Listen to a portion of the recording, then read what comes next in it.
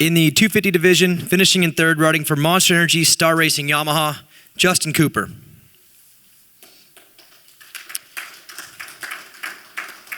And finishing in second, riding for Geico Honda, Chase Sexton. And your winner, riding for Monster Energy, Kawasaki, Austin Faulkner.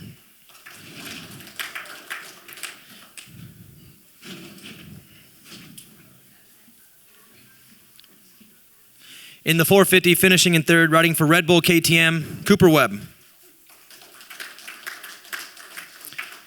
Finishing in second, riding for Rocky Mountain ATV MC KTM, Blake Baggett. And your winner, riding for Red Bull KTM, Marvin Muscan.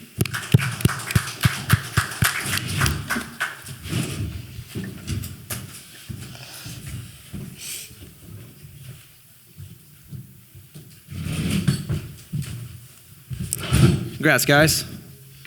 This question is for all three 250 riders. Early in the heat races, the whoops were rebuilt pretty big. Looked like you guys were getting through them pretty clean, and by the main event, they were knocked down. You could jump them, hammer them a little bit back and forth. Just kind of take us through the transition. I know, Chase, in particular, you mentioned how much different they were, and Justin, we'll start with you.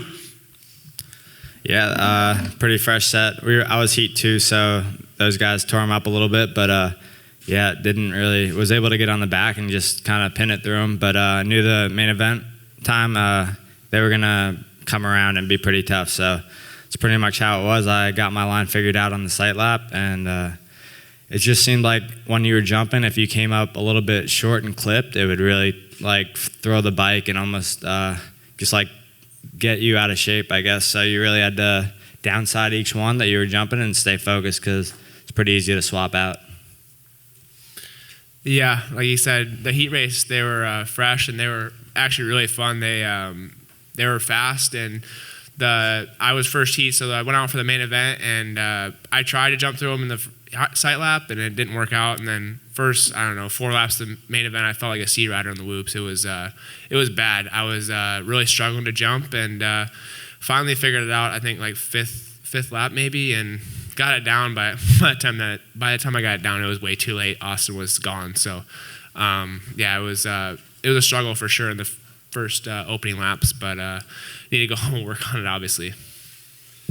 Yeah, I went down the first lap of my heat, obviously, so I was kind of behind some lappers, so I never really got clean track to really blitz them, but they were definitely blitzing whoops in the heat, and then I was pretty sure they were going to break down and be kind of like the last practice when we were jumping through them. And I didn't have a super good jump line. I watched the 450 guys after, and they were jumping off the first entry whoop of the long set, and I was going like single and then jumping off of them, and it wasn't very consistent, but they were kind of beat down enough to where you could clip and you'd be fine, but just like he said, if you would clip, it would kind of throw the bike off balance. So yeah, they were tough. You had to definitely try to get a rhythm through them, or blitz them, but I don't know that very many guys were blitzing. So Cooper, in that main event about halfway through, you cased that little single, that little big little, stalled the bike, and then lost a bunch of time at that point. Were you focused on just kind of putting together a clean main event, or did you at that point go, I can still get this thing? Because you made a pretty nice charge. It took a few laps to get the charge back going, but then you did maybe 8 minutes left to go.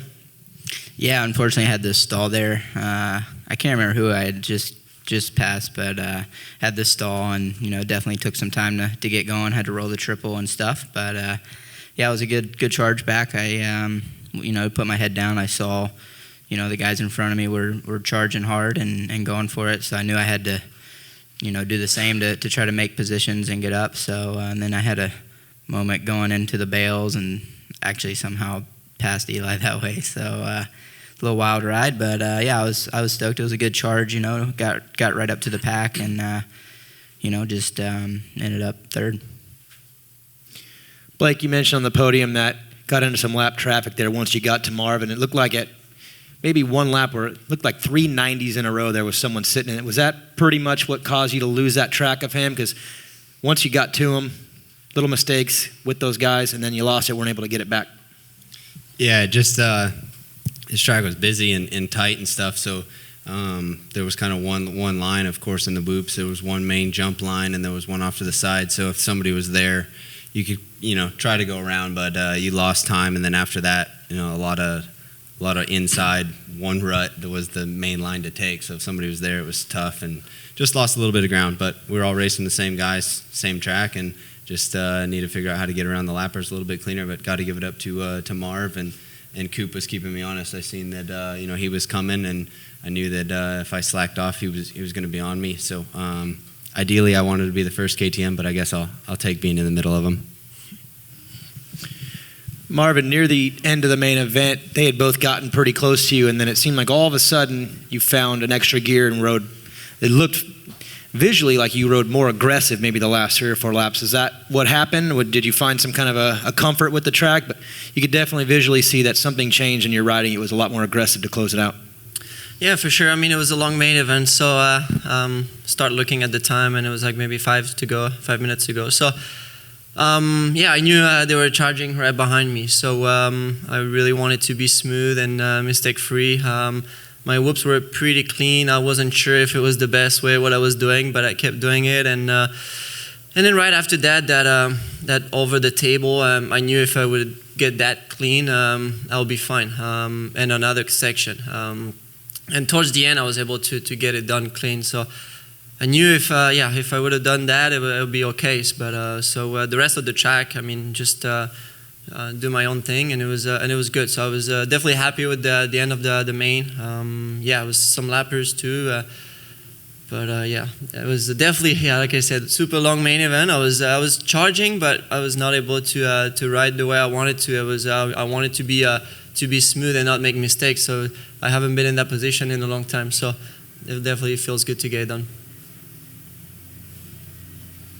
This question is for Marvin, but first of all, the 450 guys, wow, for half that race, that was one of the best races I had seen in quite a while, so kudos to you.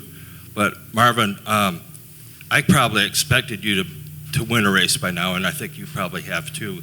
Was there anything that kind of prompted your win being tonight?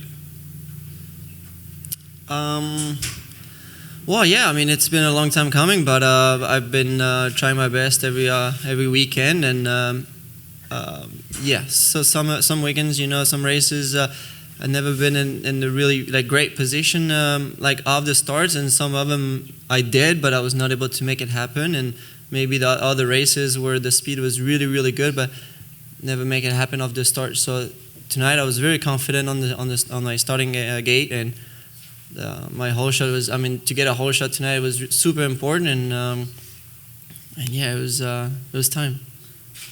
Maybe a quick one for Austin Forkner. Austin, I wanted to ask you this because you have the points lead in your class. I think there's a break now. Do you change anything up? Do you do anything differently? I'll probably start riding some outdoors, kind of like, everybody, we're probably all going to start riding a little bit of outdoors, maybe playing on it, but I'll probably do that for a week, maybe 2, and then get another week in of Supercross. I'm not sure how much time we have off, I think 2 or 3 weeks or something, so probably outdoors for a couple weeks and then back on Supercross. Not really change anything, just try to keep going what I have going, because, it's working. Michael Antonovich with Swap Moto Live. This is for the 3-450 guys. We've been at it for 11 weeks now. All 3 of you have really gotten into the flow and the momentum of things.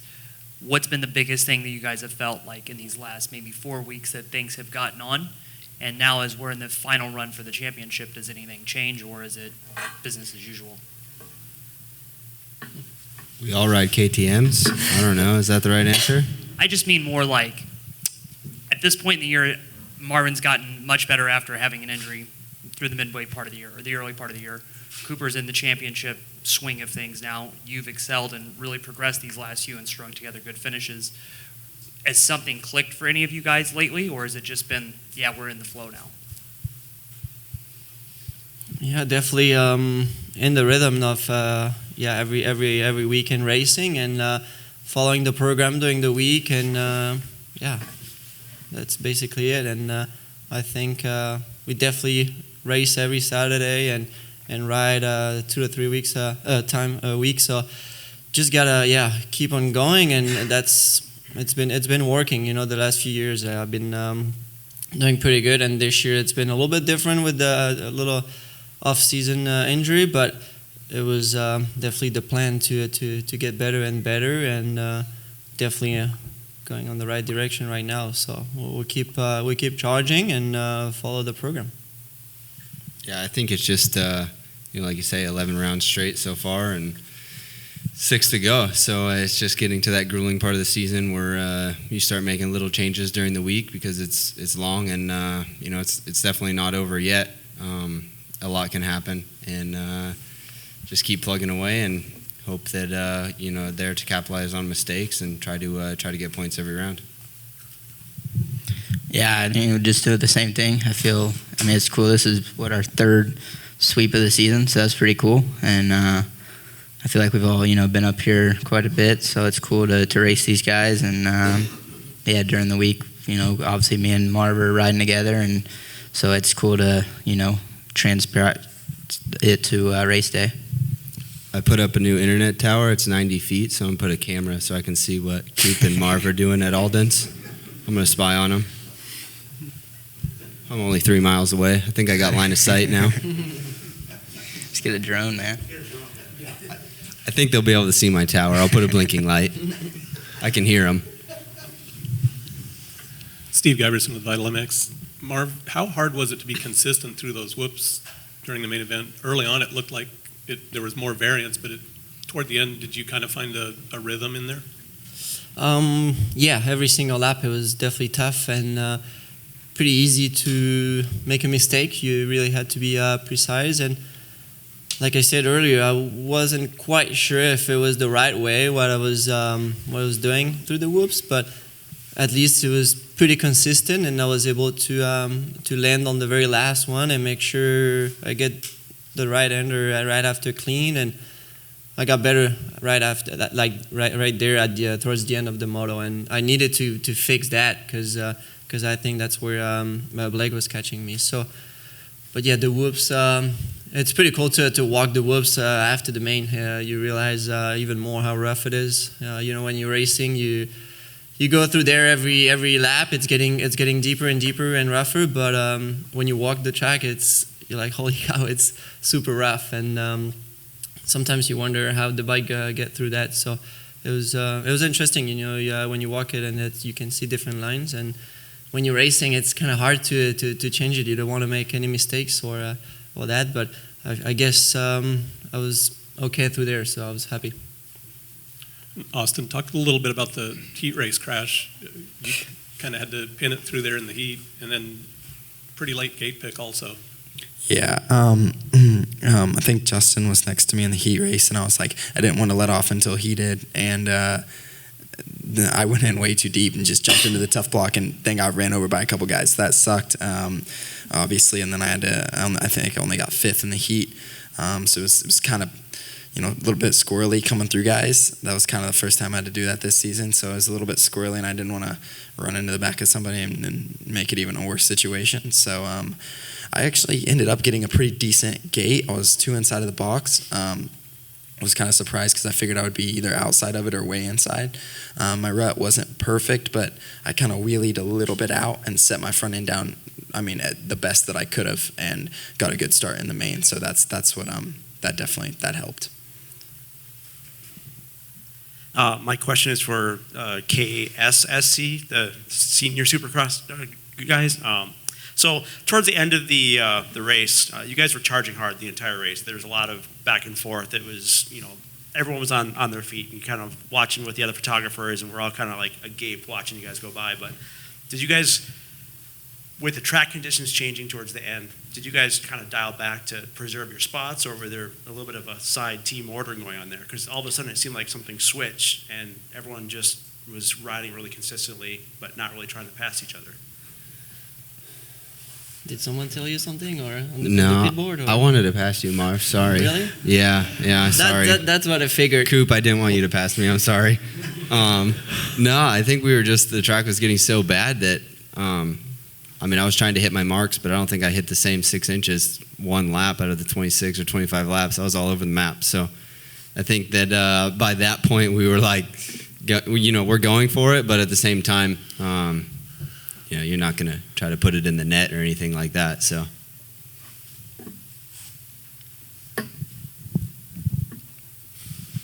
Question for Justin Cooper. Justin, last year you were injured, I think maybe at round one. So this being your rookie Supercross season, I would have to expect you're pretty happy, as well as your team, with your riding and results and racing. Yeah, I had a good off season, so not gonna say I didn't expect any of this, but definitely things are going pretty smooth for me right now, and just getting a lot of experience. It's different riding at the practice track for 8 months. I mean, I had like 4 months last year and then 4 months this year, and just had one race coming into this season. So this is just a valuable experience for me moving forward, and just learning each weekend. Tonight wasn't the easiest night, but it was a good night for me, and I felt like I rode really good. Zach Worrell, Indy Star. Marvin, you led from start to finish this year. Same thing you did last year. You had 250 success here. What is it about Indy that has been really good for you?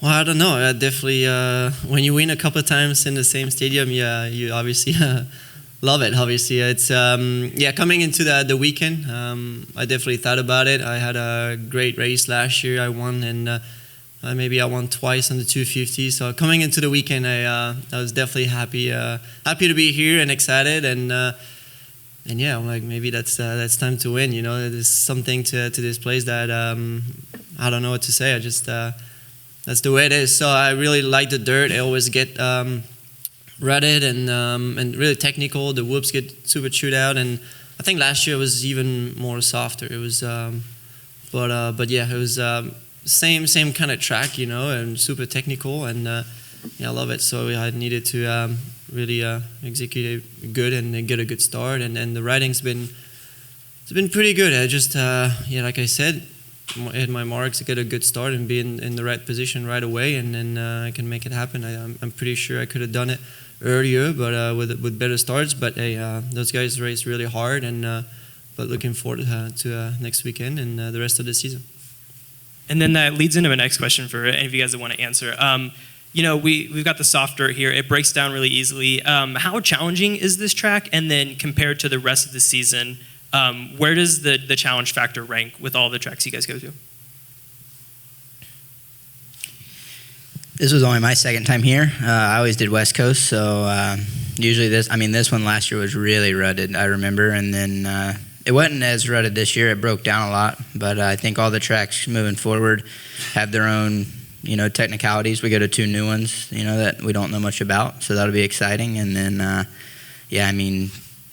Seattle's always, you never know about weather. Houston's the Triple Crown with good dirt, and the 2 new ones. New York could be soft, and then Vegas is hard, so you kind of get everything. So, it'll be cool to kind of switch it all up. This question is for Chase Sexton. Chase, this is, I guess, your home race, it would be considered. I know where I was watching from, I think I had a big Chase Sexton fan club around me. But how does that affect you, or does it affect you? Does it create any more pressure? Does it make you feel better, more relaxed? Yeah, it's cool. This is, like you said, my closest race to Illinois, which was where I'm from. So it's cool to have everybody here. It's not really stressful. Last year, this was my worst race at DNF, so it wasn't hard to go up from there. But no, it was good to get a heat win, and felt really good in the heat race. I wish I could have put on a little more of a show in the main event, but didn't really ride like myself. But it's cool to have all the friends and family here, and yeah, it's a cool stadium too. I think this is one of the biggest ones we've been to, so it's nice, and the track breaks down a lot, so it's definitely difficult, but yeah, it's cool to be at your home race and end up on the podium is always good. Aaron Bearden, Motorsports Beat. I've got a couple for you guys that kind of tie together. So, Marvin, since you won, I'll start with you, I guess. sort of same position as last year to an extent. You're kind of got some momentum, chasing down the championship leader. What do you think it's going to take down the stretch here in these next 6 races to kind of be able to beat Cooper and fend off Eli and kind of take over that championship? Well, like I said, the riding's been good. I need to get obviously a good start, and for sure everybody would say the same thing. But for myself, yeah, put myself in a very good position off the start, and then I can do really good. Today was definitely good. I haven't been in that position in a while, so I was up there and doing my thing, and but behind me they were pushing really hard. So now right now I'm definitely looking forward to next weekend and do the same thing. It's been good during the week. Just keep doing the same thing and give my best, and that'll be it. Given how well Cooper's been riding, do you feel like this was kind of one you had to have? Like, do you feel like you needed a win somewhere in this stretch to kind of get the momentum going? Yeah, of course. That's my goal. Try to win. We had a few of those last year, and that's, I would say, the only the first one this year. So, but I've had a couple good races, but lost a couple points. So now we get some back, and we have more races to go. Now I'll go over to Cooper. Cooper, I guess that's sort of familiar territory for him, but this is your first time being in this position in 450, leading the championship as you enter the stretch run. First of all, what has this experience kind of been like for you to be in this position for the first time? Oh, it's been awesome. Obviously after the last 2 years not going well, it's been great to be in this position and click off, a lot of great results this year and, kind of surpassing my expectations. And, it's always nice when you're up front, and battling, being a part of the battle is cool. So, yeah, it's cool. Obviously the goal is, kind of changed now with the championship. And, but yeah, just keep applying, how I've been doing. I feel like I've been strong every weekend. So just keep it going. That's all I had. Thank you.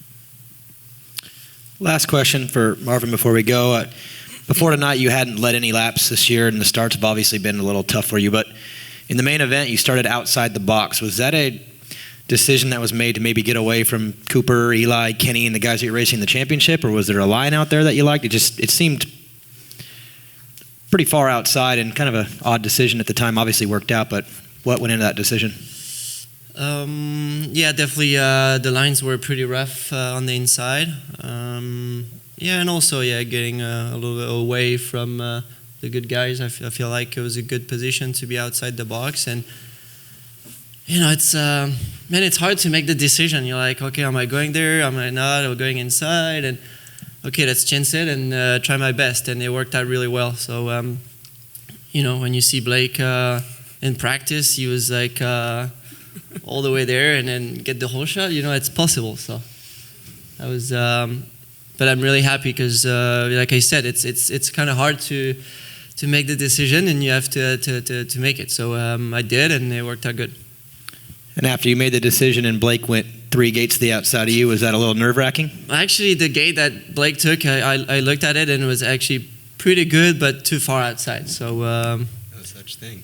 Yeah, I'm going to try to get the whole top 15 to try and fight for the outside gate so that nobody's on the inside by the end of the season. Last guy in there? Yeah. All right, congrats, guys. Thank you.